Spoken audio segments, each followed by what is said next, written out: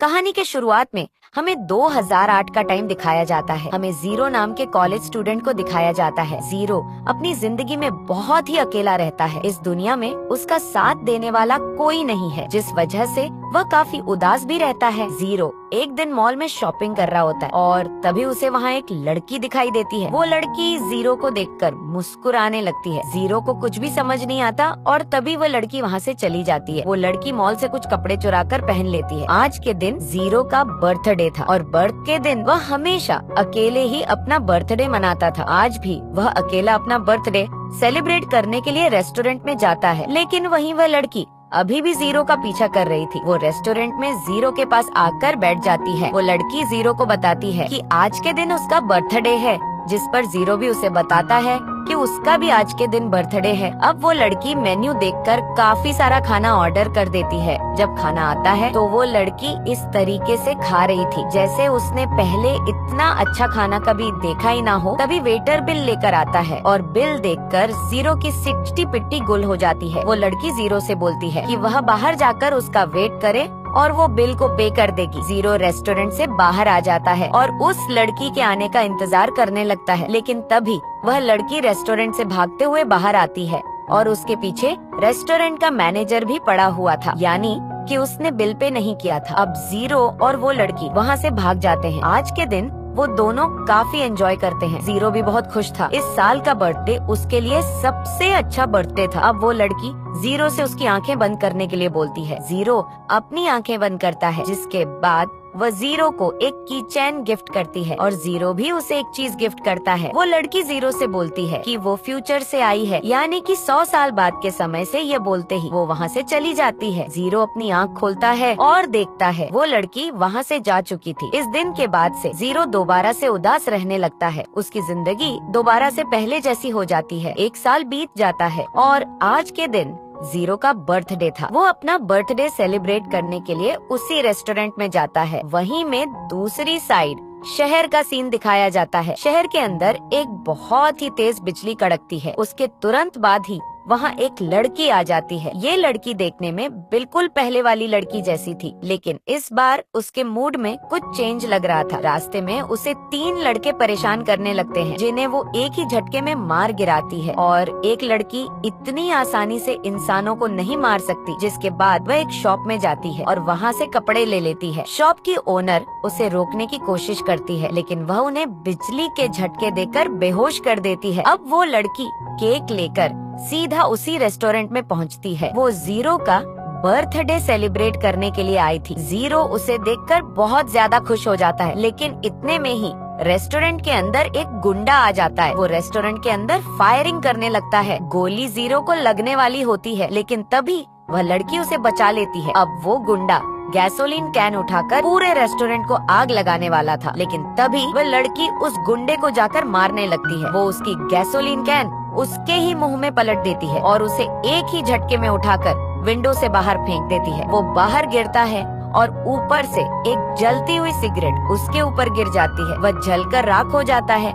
Zero उस लड़की को अपने अपार्टमेंट में ले आता है, जहाँ वह लड़की अपने आँखों से एक होलोग्राम बनाती है। हमें पता चलता है यह लड़की एक साइबर्ग है, यानी कि एक रोबोट है। वो फ्यूचर से आई है। जीरो को होलोग्राम के अंदर एक बूढ़ा व्यक्ति दिखाई देता है और वो बूढ़ा आदमी और कोई नहीं बल्कि फ्यूचर का खुद जीरो है। फ्यूचर में जीरो ने ही उस लड़की को बनाया है। फ्यूचर का जीरो बताता है कि ये लड़की उसकी रक्षा करेगी। आने वाले टाइम में ऐसी चीजें होने वाली है जिनसे जीरो को खतरा है, जिसके लिए उसने साइबर्ग को जीरो को बचाने के लिए भेजा है। अब वो साइबर्ग जीरो के साथ ही रहेगी और आने वाली हर मुश्किल से उसे बचाएगी। यह सुनकर जीरो चौंक जाता है। उसे यकीन नहीं होता कि इस रोबोट को उसी ने बनाया है। साइबर्ग जीरो को बताती है कि वह एक रोबोट है और उसके अंदर कोई फीलिंग्स नहीं है। जब पिछली बार वो लड़की यहाँ आई थी तो उसके अंदर फीलिंग्स थी। जीरो कॉलेज जा रहा होता है। वो कॉलेज के लिए लेट हो जाता है। साइबर्ग जीरो को कंधे पर उठाती है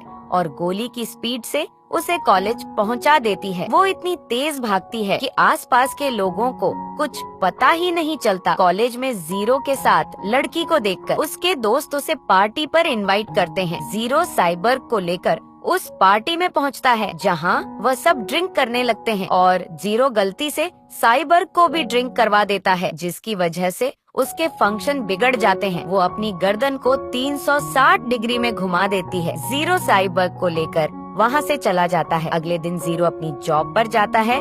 वहाँ वो अपने साथ साइबर्ग को भी ले जाता है। वहीं रास्ते पर एक बच्चे का एक्सीडेंट होने वाला था, लेकिन साइबर्ग गोली की स्पीड से जाकर उस बच्चे को बचा लेती है। जीरो को लगता है उसके अंदर भी अब फीलिंग्स आ रही हैं। अब जीरो और साइबर्ग बहुत मस्ती करते हैं। वो लोग शॉपिंग करने जाते हैं। यहाँ तक कि कॉलेज में पढ़ाई गई सारी बातों को साइबर्ग ही जीरो को समझाती है। जीरो उससे अट्रैक्ट होने लगा था, लेकिन साइबर्ग के अंदर कोई भी फीलिंग्स नहीं थी। उसका काम था सिर्फ जीरो को प्रोटेक्ट करना। एक दिन जीरो के पैसे बस के नीचे गिर जाते हैं, तो वो साइबर्ग बस को ही उठा देती है। एक दिन सुबह जीरो सोकर उठता है। वो देखता है साइबर्ग के चेहरे पर धूल लगी हुई थी। तभी टीवी पर एक न्यूज आती है। एक बिल्डिंग के अंदर आग लग गई थी। उस न्यूज में बताया जाता है कि किस तरीके से एक अनजान लड़की ने सभी बच्चों को जलने से बचा लिया, और वो अनजान लड़की और कोई नहीं बल्कि साइबर्ग ही थी। यह देखकर जीरो भी बहुत खुश होता है। एक दिन ऐसे ही साइबर्ग जीरो से उसके गांव जाने के लिए बोलती है, लेकिन जीरो उससे मना कर देता है क्योंकि उसका गांव भूकंप में पूरी तरीके से बर्बाद हो चुका था। साइबर्ग उसे बताती है अगर वह अपने होम टाउन नहीं गया तो उसे इस बात का पछतावा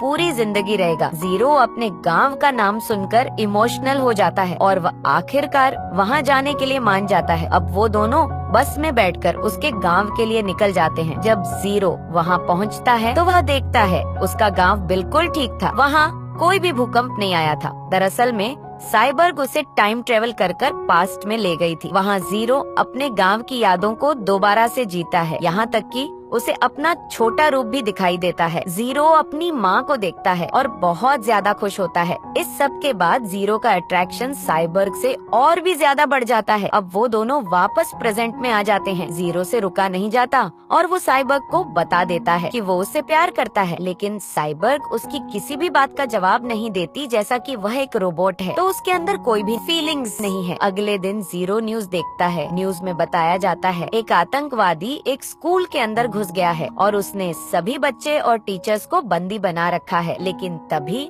वहाँ बहुत ही स्पीड से साइबर्ग पहुँच जाती है। वो उस आतंकवादी को उठाकर बिल्डिंग से नीचे फेंक देती है। साइबर्ग को इस तरीके से बनाया गया था कि वह 100 इंसानों को भी एक ही बार में ढेर कर सकती थी। इस बात के बाद से तो जीरो और भी ज्यादा खुश हो जाता है। साइबर्ग जब घर आती है तो जीरो उसे किस कर देता है, लेकिन इस बात पर वह कोई भी रिएक्ट नहीं करती। जीरो बिल्कुल टूट चुका था। जीरो पता करना चाहता था कि क्या उसके अंदर भी उसके लिए फीलिंग्स है, जिसके लिए वो अगले दिन पब जाता है। वहाँ वो साइबर्ग को चिढ़ाने के लिए एक लड़की के साथ डांस करने लगता है, लेकिन साइबर्ग को इस बात से भी कोई भी फर्क नहीं पड़ता। जिसके बाद जीरो बाहर आकर साइबर्ग को चिढ़ाने के लिए उस लड़की को किस करता है। साइबर्ग को कोई भी फर्क नहीं पड़ता, बल्कि उल्टा वो लड़की जीरो के चांटा मार देती है। यह देखकर साइबर्ग को गुस्सा आता है और वो उस लड़की को उठाकर बहुत दूर फेंक देती है, क्योंकि साइबर्ग को सिर्फ इसीलिए डिजाइन किया गया था ताकि वह जीरो की रक्षा कर सके।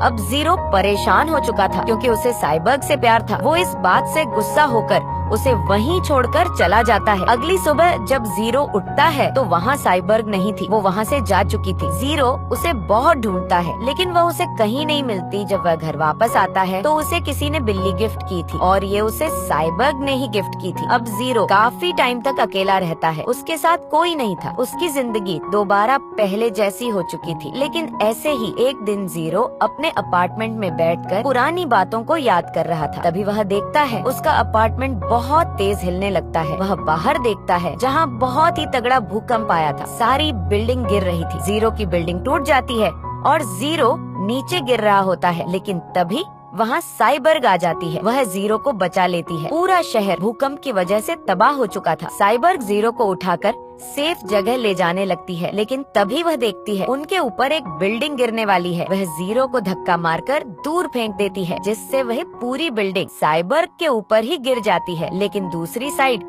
जीरो की तरफ भी जमीन में दरार आ जाती है। वो भी जमीन के अंदर गिरने वाला था। जीरो चिल्लाने लगता है। दूसरी साइड साइबर्ग मलबे के नीचे दबी हुई थी। उसे जीरो के चिल्लाने की आवाज आती है। वो अपने आधे शरीर को तोड़ लेती है और जीरो को जाकर बचा लेती है। जीरो उसकी हालत देखकर रोने लगता है। वो उससे माफी मांगता है। साइबर्ग समझ चुकी थी कि अभी भी वहाँ खतरा है, इसीलिए वह मुस्कुराकर जीरो को वहाँ से जाने के लिए बोलती है, लेकिन जीरो उसके बिना वहाँ से नहीं जाने वाला था। अब साइबर्ग जीरो से बोल है कि उसे समझ आ चुका है कि फीलिंग्स क्या होती है। तभी साइबर्ग जीरो को धक्का मारकर दूर फेंक देती है। तभी एक और बिल्डिंग साइबर्ग के ऊपर गिर जाती है और ऐसा उसने जीरो को बचाने के लिए किया था। कुछ घंटों के बाद वहाँ रेस्क्यू टीम आती है और जीरो को रेस्क्यू कर लेती है, लेकिन जीरो उस जगह पर वापस आता है। वह मलबे के नीचे साइबर्ग को ढूंढने लगता है और आखिरकार उसे साइबर्ग मिल भी जाती है, लेकिन वह पूरी तरीके से डेड हो चुकी थी। जीरो उसे गले लगाकर बहुत रोता है। इस समय के बाद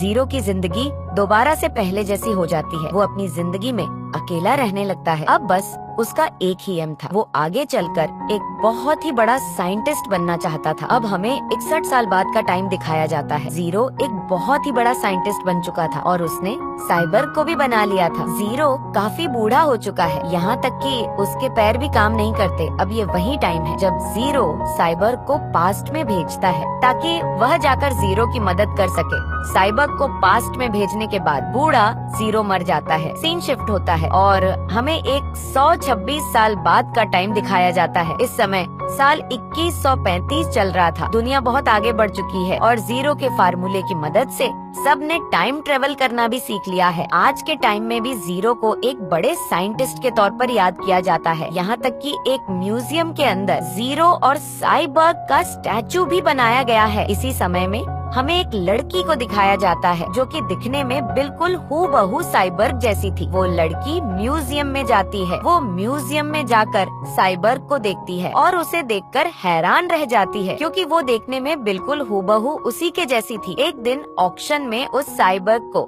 बेचा जाने वाला था। साइबर्ग जैसे दिखने वाली वह लड़की उस साइबर्ग को खरीद लेती है क्योंकि वह यह जानना चाहती थी कि वह साइबर्ग उसके जैसी क्यों दिखती है। साइबर्ग को खरीदने के बाद वह साइबर्ग की चिप निकालकर उसकी सारी मेमोरीज को देखती है, जहां उसे जीरो और साइबर्ग के सारे पल दिखाई देते हैं और वो लड़की पास्ट के समय 2006 में जाती है। ये वही समय था जब जीरो को वो लड़की पहली बार दिखी थी और जब पहली बार वह आई थी तो वह कोई रोबोट नहीं बल्कि असल लड़की थी। जिसके बाद वो 2006 में आकर जीरो का बर्थडे सेलिब्रेट करती है, लेकिन फिर वो जीरो का बर्थडे सेलिब्रेट करने के बाद वहाँ से चली जाती है और इसके बाद की कहानी हम देख ही चुके हैं। लेकिन सीन शिफ्ट होता है और हमें उस समय को दिखाया जाता है जब अर्थक्वेक में सब कुछ तबाह हो चुका था। साइबर्ग डेड हो चुकी थी और जीरो उसे गले लगाकर रो रहा था, लेकिन तभी वो लड़की टाइम ट्रेवल कर दोबारा से पास्ट में आती है। इसके बाद वो जीरो के साथ पास्ट में ही रह जाती है और अपनी बाकी की जिंदगी जीरो के साथ ही गुजारती है। यानी कि जाहिर है जीरो ने उसी लड़की की शक्ल पे उस साइबर्ग को बनाया था। इसी के साथ यहीं पर यह मूवी खत्म हो जाती है।